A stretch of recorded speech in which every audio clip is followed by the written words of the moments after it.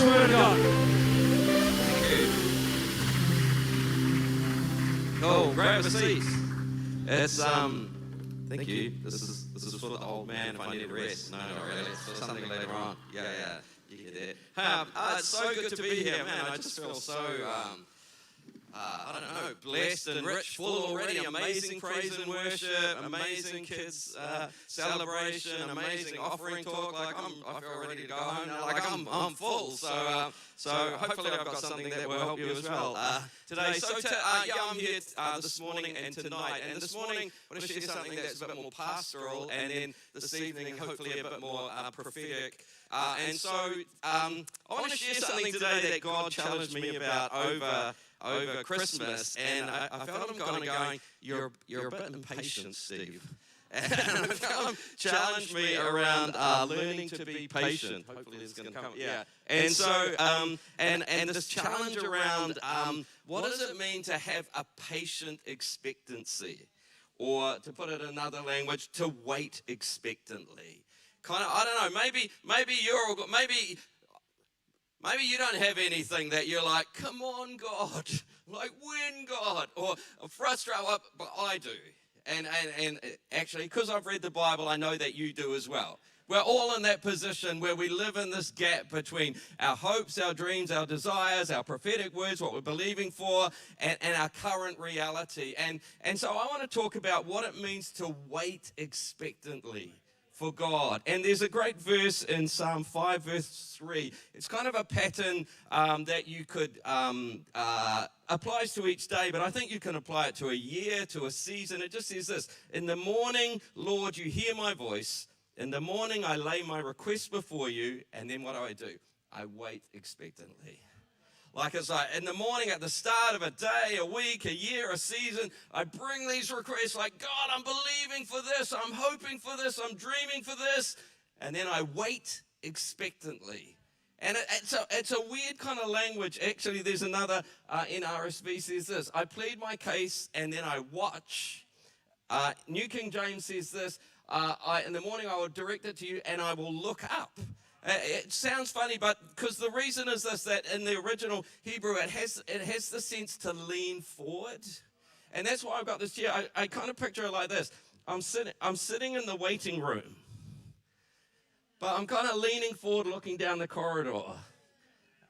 It's not, but I'm not pacing around. I'm not banging on the walls. I'm not frustrated. I'm waiting, but I'm waiting expectantly. I know that my answer's coming.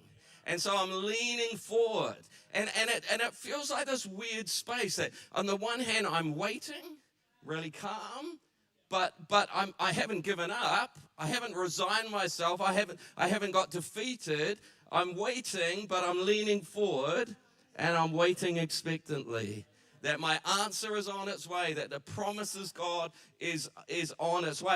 It's almost like, ever heard of an oxymoron? It's kind of two opposite words. I found a few of them. This, like a working vacation, or a friendly fire, or a free trade, or a minor catastrophe. It's like, how do they fit together? And I feel like it's this. What does it mean to wait expectantly?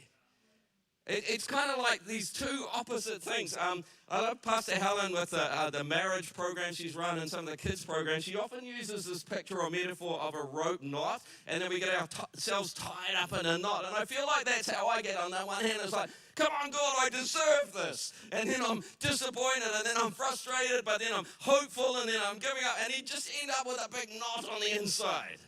And I feel like at times God just needs to unravel the knot. And when he does, I'm going to end up holding two ends, which is this: I'm waiting and I'm expectant. And I just feel like it's just such an important thing that I've had to learn, to let the knot get untied at this point where I can wait expectantly for what God's got to do. And I think to be able to do that, though, there are certain things that you have to know that you know about God and how he works. And so I want to look at a passage this morning. It's in Lamentations chapter 3. It's a pretty famous passage. And to talk about what do you got to know that you know to be able to wait expectantly. And so this is a passage that is found at the low point in the Old Testament when they thought it was all kind of over, and he suddenly, probably Jeremiah wrote it, has this revelation, and he just in the middle of it, because of this, he says, therefore I will wait for him. And in fact, it is good to wait quietly. And suddenly the big knot has got unraveled, and it's like I'm now in a place where I can wait expectantly. Actually, if you look at it at the core of it, it's interesting. Two things are good. It's good to seek God. Come on, God, there's something out there. I'm not satisfied with where we are. God, there's more. It's good to seek, and God is good to those who seek, but then it's good to wait quietly. I don't know about you, that does my head in. How do you do both of those? How do you seek God for more and wait quietly and be at peace? And that's the challenge, I think. Both of those are good at the same time, to seek God and to wait quietly. And so, I don't know if we'll have time to look at them all, but there's 7 things that I think if you get this, you can wait expectantly. You can wait quietly and seek God for more. And I pray that God ministers to you today. If you're in that place where you realize, actually, I have got myself tied up in a knot, I pray that God unravels the knot as we go through this, and you find yourself just holding these two ends. I'm waiting quietly, and I'm expectant for my hope in God of what he's going to do. Is that all right? So let's have a look at them. So the first one is the character of God, and I've spoken about this a couple of places recently, but around God's covenant love and faithfulness. So actually that's where the whole passage starts. Like he's in a big turmoil and everything's over, and then he says this, yet this I call to mind, and therefore I have hope. This is what I need to be reminded of. And he talks about, because of the God's great love, we're not consumed, for his compassions never fail. They are new every morning. Great is your faithfulness. If you're stuck in a hole with a big knot inside, this is the first thing to call to mind. God's love and his faithfulness. And I haven't got time to do a whole message on it, but the word love is around God's covenant love. Because of his tender heart for you, he's committed himself to you. He's vowed to you. And then the faithfulness, and then he's going to stay true to his word. It's an image of a wedding, a marriage. It's like, I vow that I love you, I vow to you, and I'm going to stay true right to the end. And again, if you've got yourself tied up in a knot, yet this I call to mind. God loves me. He's committed to me. And he's going to stay true to his word to the end. So, a number of Psalms, this is what they would praise God for. Great is your love reaching to the heavens. Your faithfulness reaches to the skies. The high point of the Old Testament was where Moses asked to see the glory of God. And this is the revelation. God is abounding in this love and faithfulness. I don't know what comes to mind when you think of God. That stingy, that withholding. Come on, God, why is it not happening? So, no, I'm abounding in covenant love and faithfulness. I love you. I'm committed to you. What I promised to you, I'm going to stay true to it to the very end. And it's like, man, I need to know this. Interesting, Psalm 26 says this.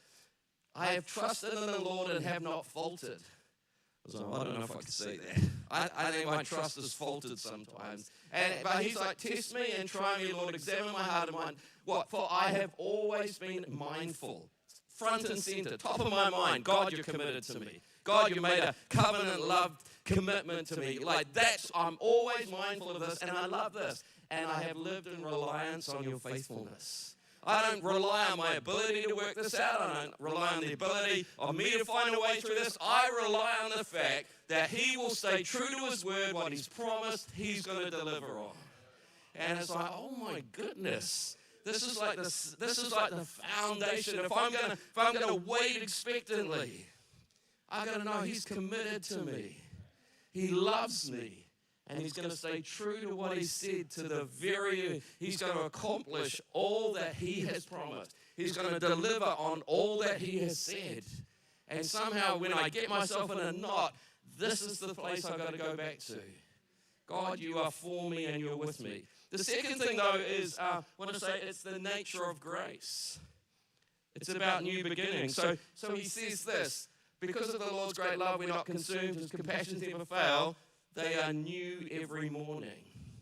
So I don't know, when you think of the faithfulness of God, often there's images of a mighty fortress, a big cliff top that is just solid and secure. But I want to suggest to you that how he thinks of God's faithfulness is more like this. Every day there's a new beginning. Every day there's new possibilities. Every day, God, wherever your choices have taken you, God arrives like, hey, I'm still committed. You good to go? Oh, yeah, but what, you don't know. Yeah. But wherever your choices have got to you, God's ready to have a new beginning today. Because the other image is like the waves that just keep rolling in.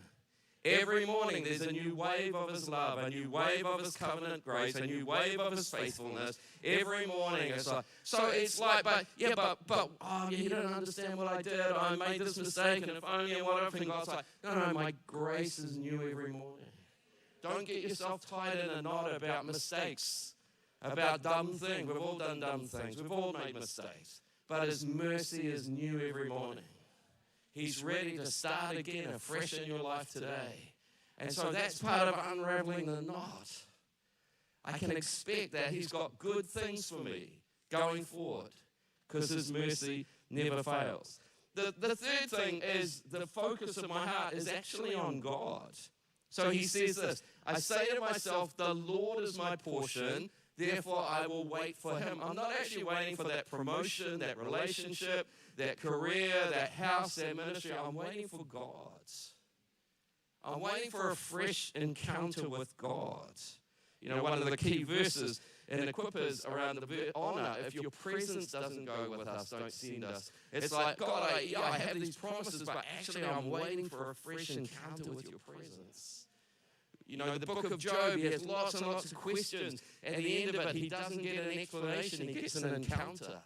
You don't need an explanation, you need a fresh experience today. You're just trying to figure out your past, you're just going to end up tied in a big knot on the inside. It's like, I just need a fresh encounter with Jesus today. And suddenly the knot, and like, man, God's still with me. God is for me. Doesn't matter what I've done. There are consequences that I now live today, but that doesn't change my future. I heard Pastor Sam say, God's grace is like Google Maps. Whatever decision you made, it's just like recalculate, redirect. He's still committed to getting you to your. They all laughed at your illustration. They like Pastor Sam's illustration. It's a great illustration. God is a God of Google Maps. Wherever your decision yesterday got you to, God's just going to recalculate to get you to the destination. And so it's like, man, it's actually about an encounter with God today. A fresh encounter with God. Which leads to the fourth one, is actually the importance of hope. God rewards those who hope in him. So he says this in verse 21. Yet this I call to mind, this is the start, and therefore I have hope. How's your hope today? It's a good test of whether the knot's inside. How's your hope? I have a confident expectation that God is about to do good things. I have a confident expectation that there are good things coming my way. I can't see how it's going to happen. I don't know how it's going to happen. But my confident expectation is it's back. And I think that's one of the tests when you get hope back. When hope comes alive. But Pastor Dr. Michael Maiden says, you know you've been healed when you start to dream again. Man, there's something out there. There's something more. You know you're tied up in a knot when it's like, I can't let go. I can't forgive myself. I can't forgive other people. I'm disappointed. And it's like, no, I want to have hope again. In fact, the Lord is good to those who hope in him. And again, I want to, if you're doing a bit of a medical checkup today, how's your hope? Because God wants you to have a confident expectation. The future is looking brighter. The future is going to have possibilities that you cannot see yet. Because hope is what's important. The opposite is this: hope deferred makes the heart sick. It's not a what do I want to say? It's not a judgment. It's like the compassion of God, man, if you're not carrying hope, God wants to heal your heart.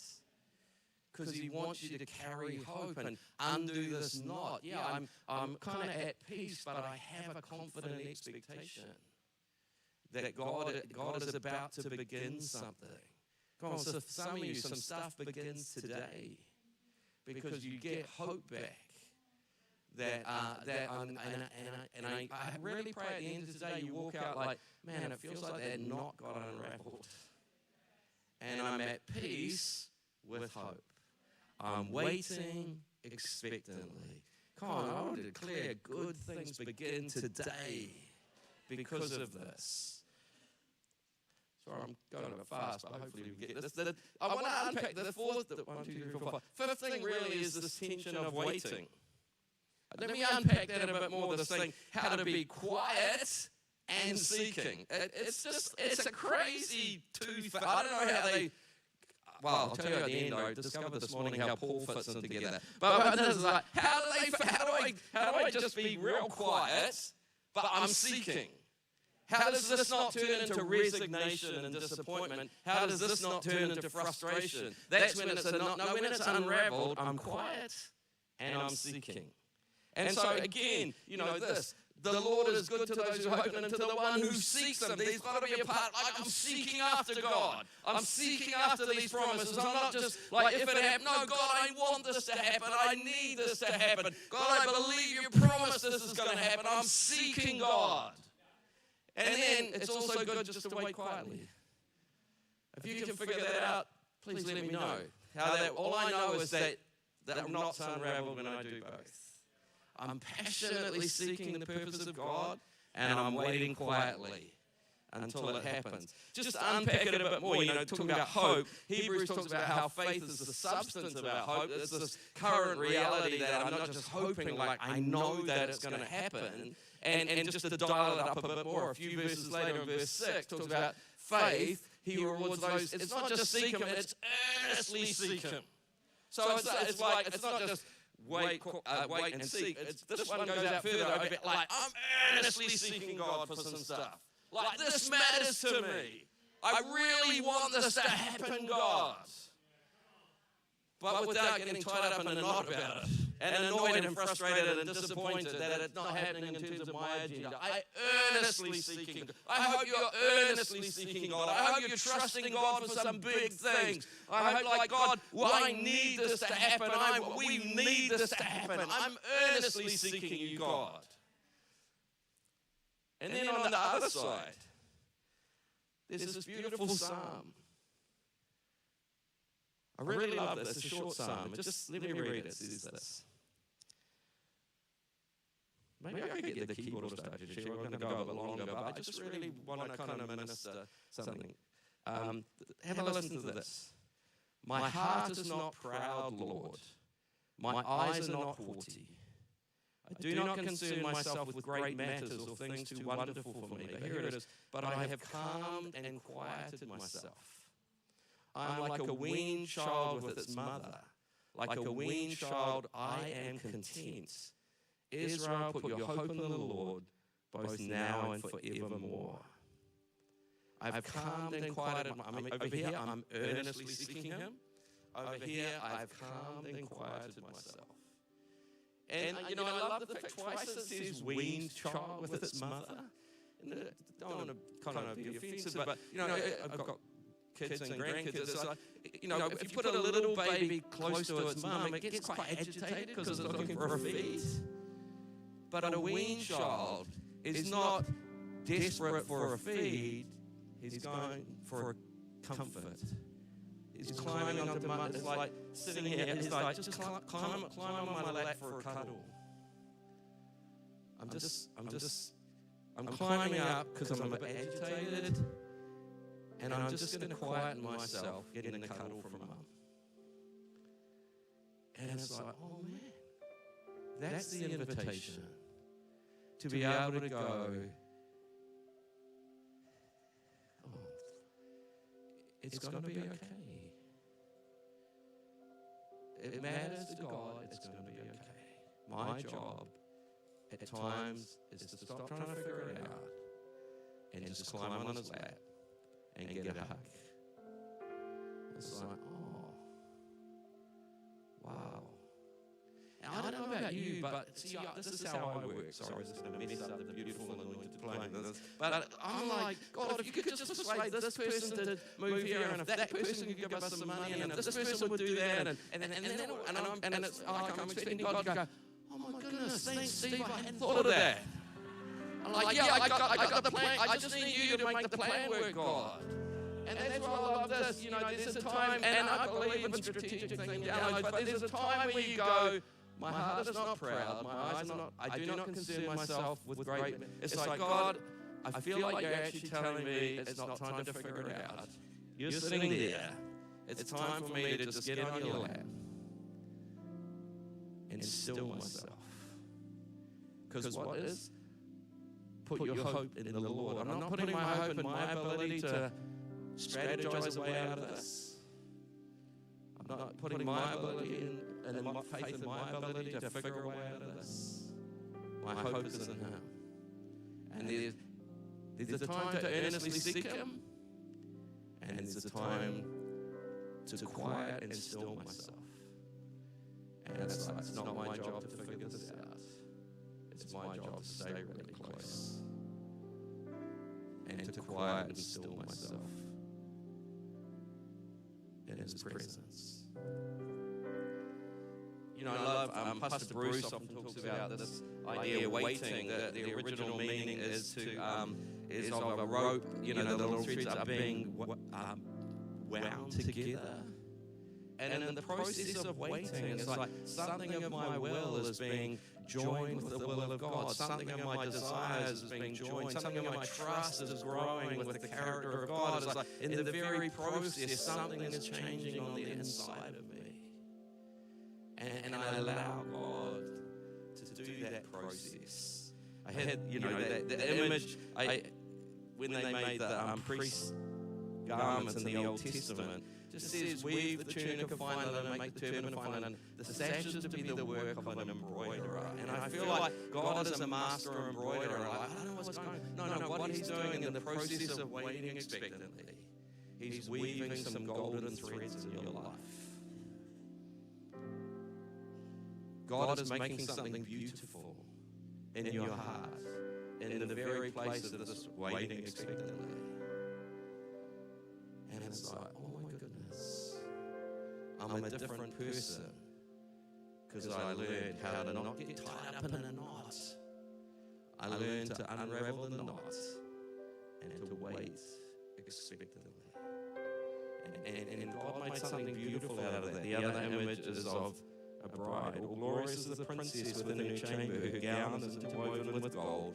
In an embroidered garment she is led to the king. Something of the beauty of your character is formed in the time of waiting.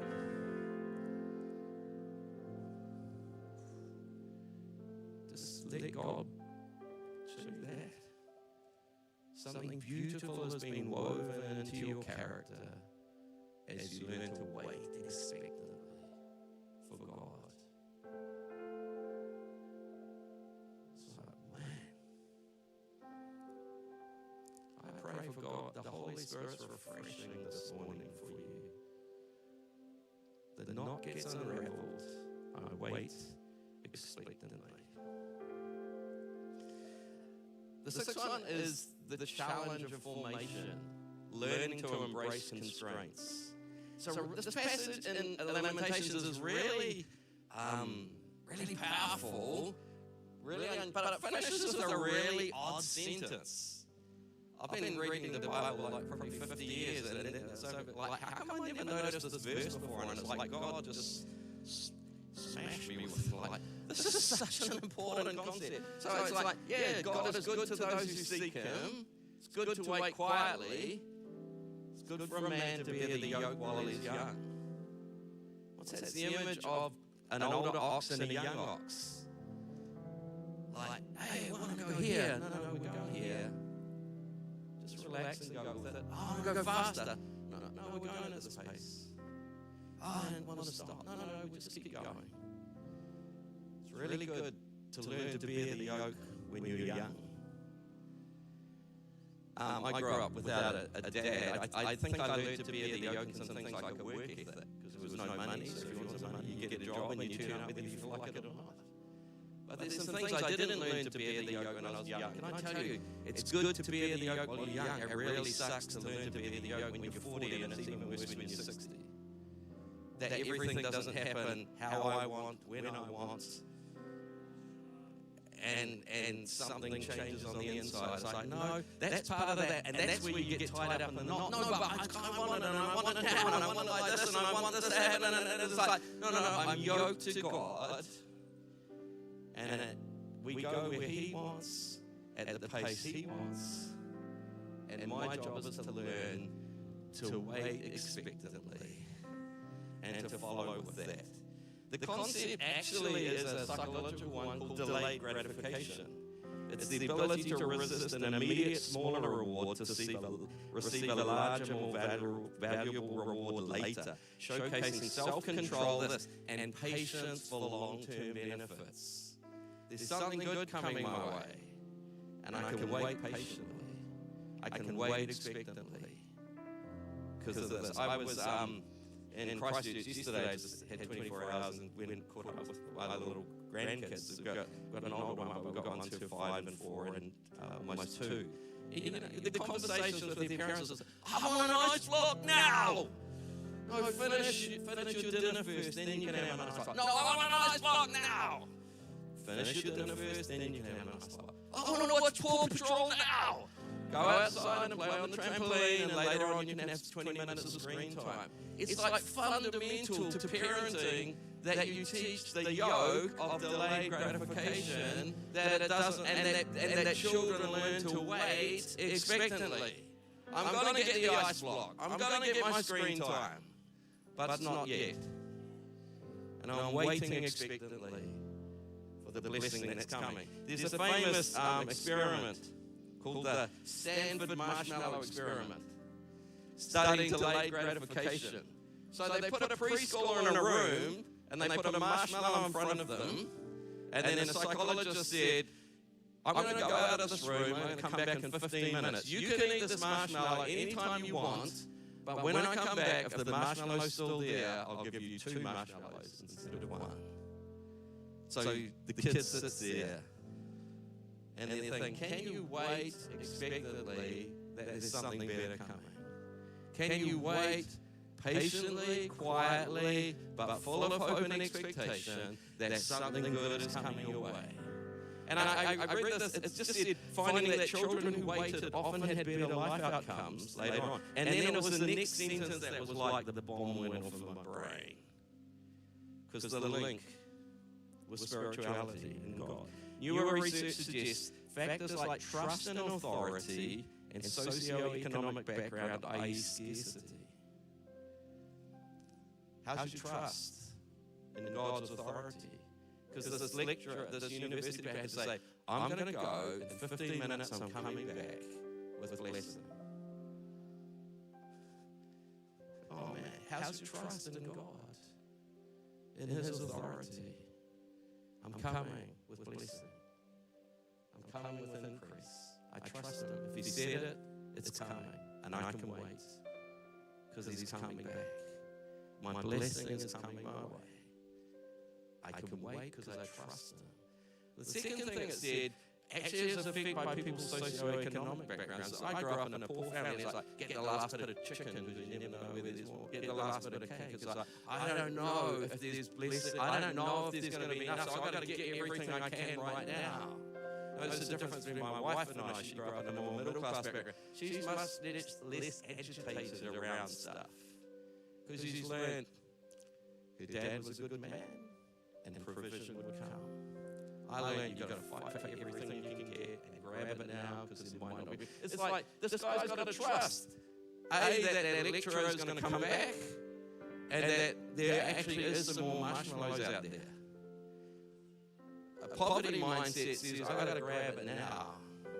If it's not happening now, it might never happen. No, the best is coming your way.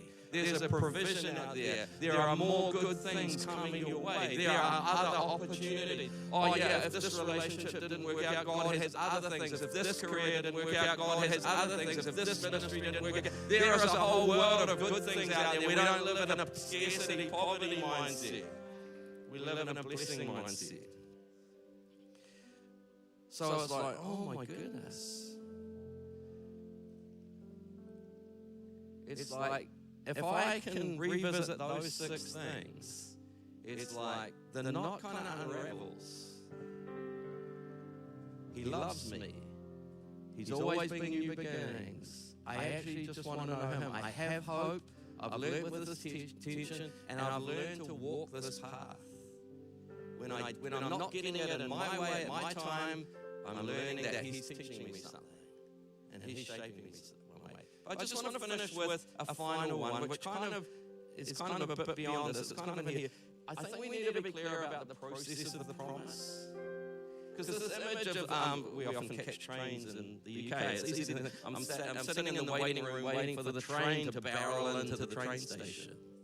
Can I suggest what you're waiting for is probably not going to look like a train arriving. Your future is probably not going to barrel into your presence. That your future arriving is probably going to look like this. A little green shoot of new beginnings.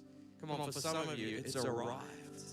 It's arrived, but it doesn't look like what you thought. It doesn't look like it's all dropped out. But there's little green shoots of new beginning. And it's like, that's how God works in our life. Great quote from Bill Johnson. Often God gives us an acorn when we ask for an oak tree. It's the process of stewarding the acorn that gives us the wisdom to manage the tree. God's future arrives in your life in seed form, and it arrives in shoot form, and it's like, oh, it's here.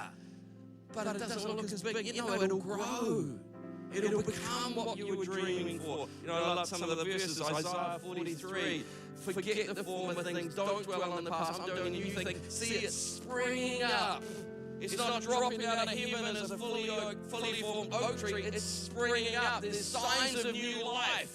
If you'll notice them, I'm making a way in the wilderness. Again, a few chapters later, see the former things have taken place, new things I declare. Before they spring into being, I announce it. God announced it. You're waiting, but don't miss the moment when that little green shoot of your future appears.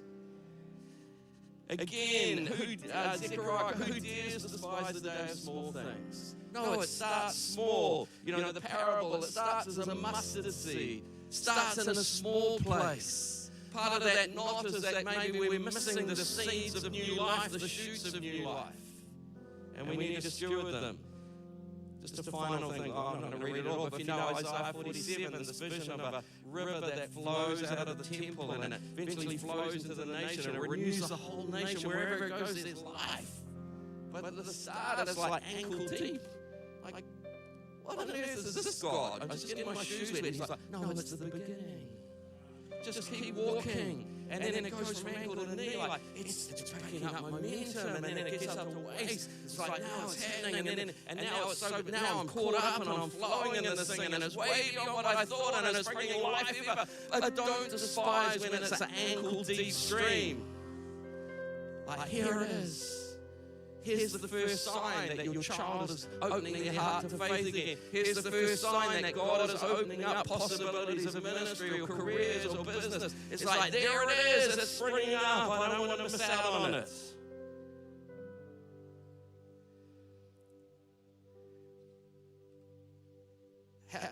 I wonder how many people are like, yeah, I got a bit of a rope, a knot inside.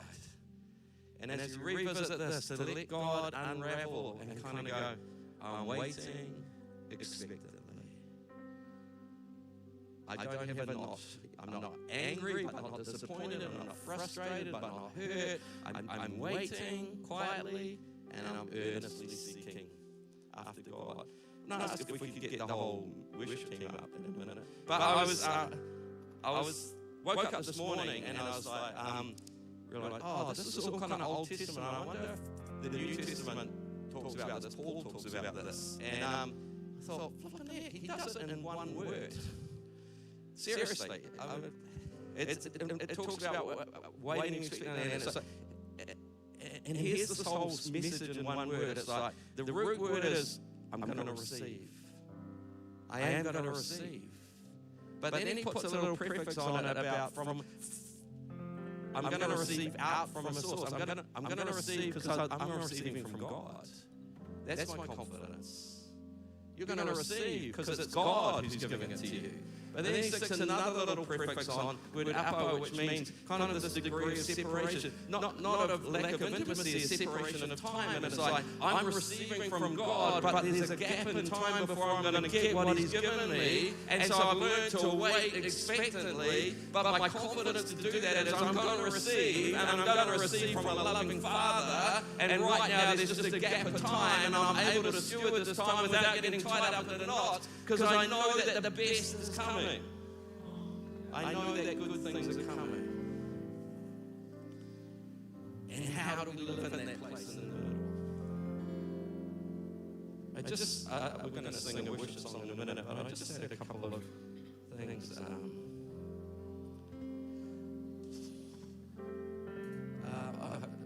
Pastor Sam, I just woke up this morning and I actually saw you sitting over there, and I saw an angel behind you with his hand on your shoulder.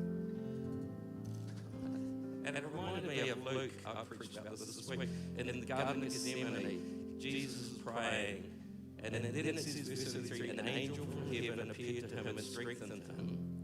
And then it said, and then he prayed more earnestly. And I just feel like God has sent his angel, got a hand on your back to reassure you, which is the quiet, and then strengthen you to carry that earnestness. You're a great leader. I love you, man. And I honor you. And I'm so excited that heaven has sent angels to reassure the quiet part and to strengthen for the earnestness. Can we just show our appreciation to Pastor Sam?